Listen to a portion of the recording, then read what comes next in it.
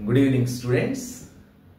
Today in this class I am going to explain a very important 4 marks question from the chapter probability. ఈ question కంపల్సరీగా 4 marks లో దాదాపు ప్రతి paper లో కూడా మనం చూస్తూ ఉంటాం. అండర్స్టాండ్? సో ఈ క్వశ్చన్ ఏంటి, దాని సొల్యూషన్ ఏంటి అనేది ఈ వీడియోలో మనం నేర్చుకుందాం. ఓకేనా? క్వశ్చన్ ఏంటంటే, if a die is thrown once,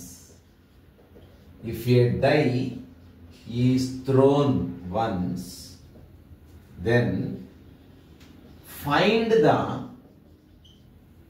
probability of getting, first question, prime number. Second question, even number. Third question, odd number.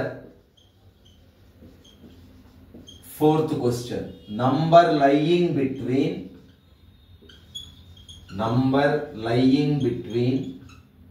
2 and 6. Okay, next fifth one, composite number.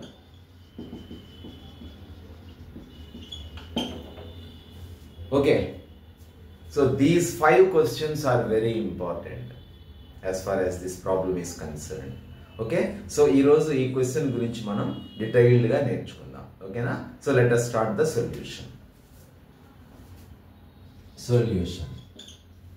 If a die is thrown once, die ante meeku telusu kada,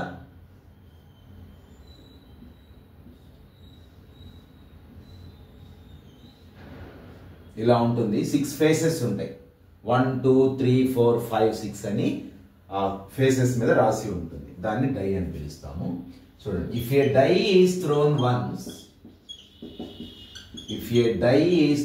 once, then all possible outcomes of the experiment,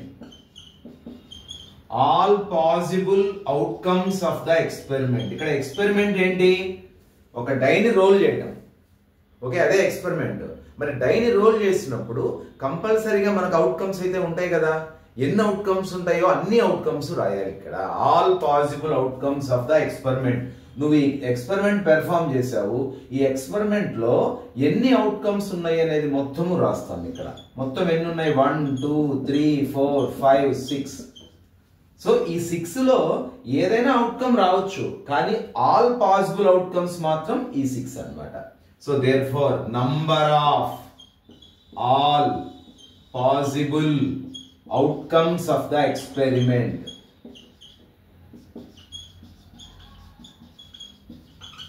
is equal to 6. మనం ఒక ప్రాబబిలిటీలో ఏ problem చేయాలన్నా గుర్తుపెట్టుకోండి, మనకు experiment ఏంటి, event ఏంటి, ఈ రెండు బాగా తెలియాలి. ఓకే, ఈ రెండు తెలిస్తేనే మనం ప్రాబబిలిటీ అనేది కనుక్కోవడానికి అవకాశం ఉంటుంది. ఇప్పుడు మనం ఏం చేసాము? Number of all possible outcomes of the experiment కనుక్కున్నాం. ఇప్పుడు ప్రాబ్లంలో ఫస్ట్ ప్రాబ్లం ప్రైమ్ నెంబర్. అంటే మనకు ప్రైమ్ నెంబర్ వచ్చే ప్రాబబిలిటీ ఎంత అంటున్నాడు. ఇక్కడ ఈవెంట్ ఏంటి? Getting a prime number is the event. So let E1, first question I am explaining here, let E1 be the event of getting a prime number. Let E1 be the event of getting a prime number. Okay, ఇప్పుడు గమనించండి, favourable outcomes to the event E1. ఈ event E1 కి ఉన్నటువంటి favourable outcomes, ఇందులో prime numbers ఏంటి? అసలు prime number అంటే ఏంటి?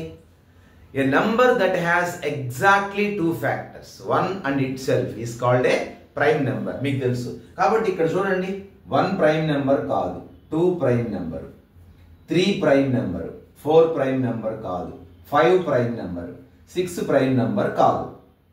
ఓకే, కాబట్టి ప్రైమ్ నెంబర్స్ ఏమి ఉన్నాయి ఇక్కడ? 2 3 5.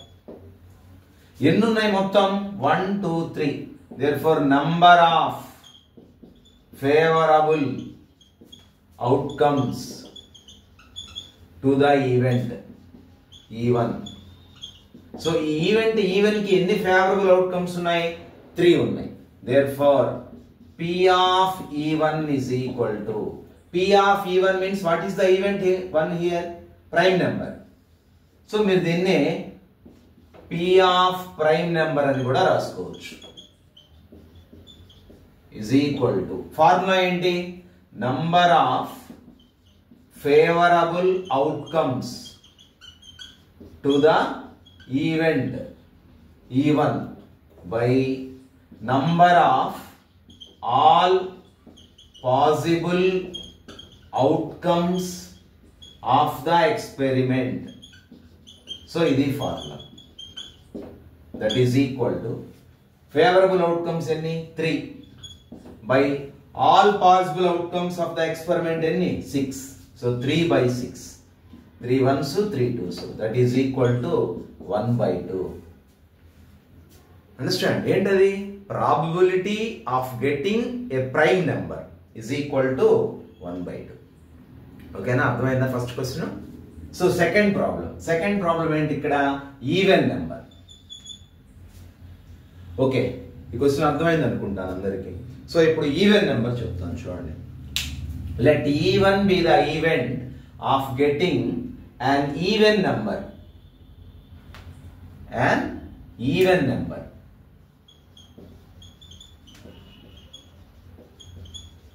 Okay, first let E2 అనుకుందాం. let E2 be the event of getting an even number.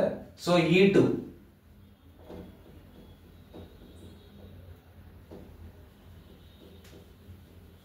దీన్ని అడ్జస్ట్ చేస్తున్నాను నేను మళ్ళీ రాయకుండా. let E2 be the event of getting an even number. ఇందులో మీకు ఈవెన్ నెంబర్స్ ఏమున్నాయి చెప్పండి? What is an even number? numbers which are divisible by 2 are called even numbers. ఓకేనా? 2 తో డివిజిబుల్ అయ్యేవి ఏమున్నాయి ఇక్కడ? 2 ఉన్నది, 4 ఉన్నది, 6 ఉన్నది. కాబట్టి E2 is equal to 2, 4, 6. ఇవే స్టెప్స్ వాడండి, గుర్తుంటాయి మీకు కూడా. Okay, so number of favourable outcomes to the event E2 is equal to ఎన్ని ఉన్నాయి? 1, 2, 3. therefore P of E2 is equal to number of favorable outcomes to the event by number of all possible outcomes of the experiment. that is equal to 3 by 6. that is equal to 1 by 2. so probability of getting an even number is also 1 by 2. Okay, ఈ steps అయితే common. ఇక్కడి నుంచి ఏంటంటే మీరు ప్రతి problem ని కూడా, ఇక్కడ మనకు 5 ప్రాబ్లమ్స్ ఉన్నాయి కాబట్టి E1, E2, E3, E4, E5 అనుకుందాం. ఈవెంట్ మారిపోతుంటుంది. ఎక్స్పెరిమెంట్ ఒక్కటే ఇక్కడ మనకి, కానీ ఈవెంట్ మారిపోతుంటుంది. ఆ ఈవెంట్ కి ఎన్ని ఫేవరబుల్ అవుట్కమ్స్ చూసుకొని దాన్ని మనం ఫార్ములాలో సబ్స్టిట్యూట్ చేస్తే మనకు ప్రాబబిలిటీ అనేది ఆ ఈవెంట్ కి వస్తుంది. ఓకేనా? ఇప్పుడు థర్డ్ ప్రాబ్లం చెప్తాను. థర్డ్ ప్రాబ్లం చెప్పబోయే ముందు సెకండ్ ప్రాబ్లం ని కొంచెం అడ్జస్ట్ చేస్తాను చూడండి. ఇవే స్టెప్స్ కాబట్టి నేను మళ్ళీ రాయట్లేదు, మీరు అర్థం చేసుకుంటారు అనుకుంటున్నాను.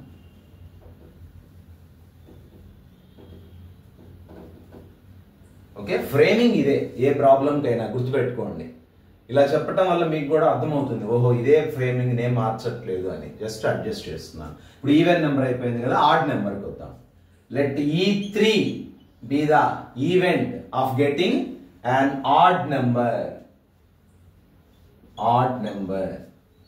So favorable outcomes to the event E3.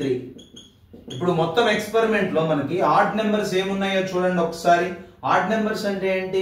Numbers which are not divisible by 2 are called odd numbers. 2 తో డివిజిబుల్ కాని వాటిని మనం ఆడ్ నెంబర్స్ అంటాం. ఓకే, ఇక్కడ చూడండి, 1 అనేది 2 తో డివిజిబుల్ కాదు కాబట్టి 1. 3 అనేది 2 తో డివిజిబుల్ కాదు కాబట్టి 3. 5 అనేది 2 తో డివిజిబుల్ కాదు కాబట్టి 5. ఈ 3 ఆడ్ నెంబర్స్. ఎన్ని ఉన్నాయి మొత్తం? 3. So E3 is equal to 3. So P of E3 means probability of E3.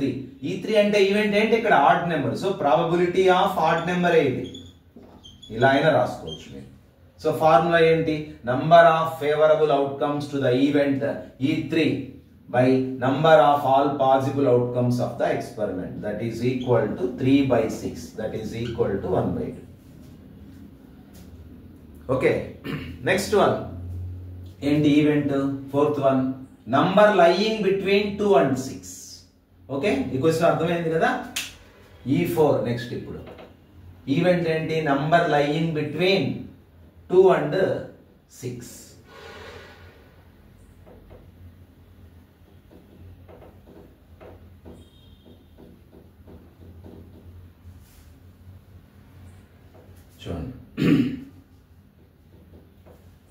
Let E4 be the event of getting a number lying between 2 and 6. Okay, so 2 కి 6 కి మధ్యలో ఉన్నవి ఏమున్నాయి ఇక్కడ? 2 కి 6 కి మధ్యలో 3 ఉంది, 4 ఉంది, 5 ఉంది. కాబట్టి 3, 4, 5. Okay, so number of favorable outcomes to the event E4 is equal to 3. So probability of E4 is equal to number of favorable outcomes to the event E4 by number of all possible outcomes of the experiment, that is equal to 3/6, 1/2. So వీటన్నిటికీ answer ఒకటే వచ్చింది లక్కీగా. ఓకేనా? అర్థమైంది అనుకుంటాను మీకు. Okay, next ఈ last చూద్దాం. Fifth question, event 5, composite number. Okay,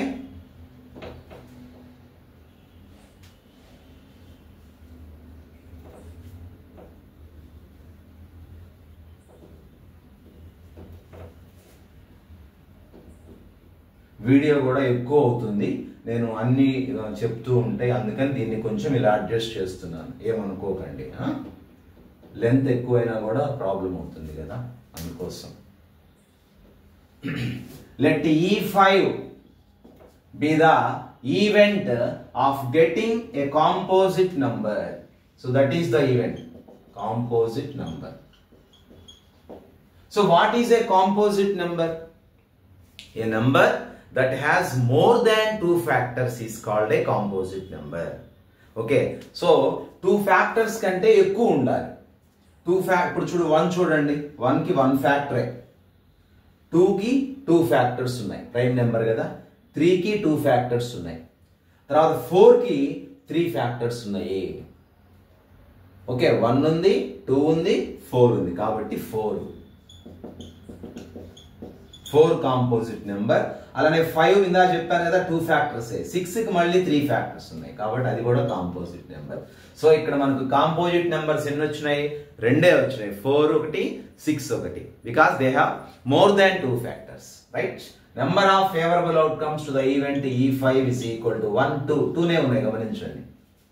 Therefore probability of E5 is equal to number of favorable outcomes to the event E5 by number of all possible outcomes of the experiment, that is equal to 2/6. 2 1s, 2 3s, that is equal to 1/3. Okay, ఇక్కడ మళ్ళీ ఒక్కసారి repeat చేస్తాను చూడండి. ఇక్కడ ఒక experiment ఉంది. ఆ experiment ఏంటి? ఒక డైని రోల్ చేయటమే ఎక్స్పెరిమెంట్. మరి ఎక్స్పెరిమెంట్ చేసినప్పుడు ఈవెంట్స్ అయితే కొన్ని ఉంటాయి కదా, ఆ ఈవెంట్స్ ఏంటో కూడా వాడే ఇచ్చాడు కనుక్కోమని. సో ఇక్కడ మనం ఏం చేసాం? ఫస్ట్ ఎక్స్పెరిమెంట్ లో ఉన్న ఆల్ పాసిబుల్ అవుట్కమ్స్ రాసాము, 6 ఉన్నాయి. తర్వాత ఒక్కొక్క ఈవెంట్ కి మనం ప్రాబ్లము ఇండివిజువల్ గా చేసాము. It's a very important question for 4 marks. మీకు అందరికీ అర్థమైందని అనుకుంటున్నాను. నా వీడియోస్ మీకు నచ్చితే కంపల్సరీగా లైక్ చేయండి, షేర్ చేయండి, సబ్స్క్రైబ్ కూడా చేయండి, మర్చిపోకండి. Okay, thank you very much.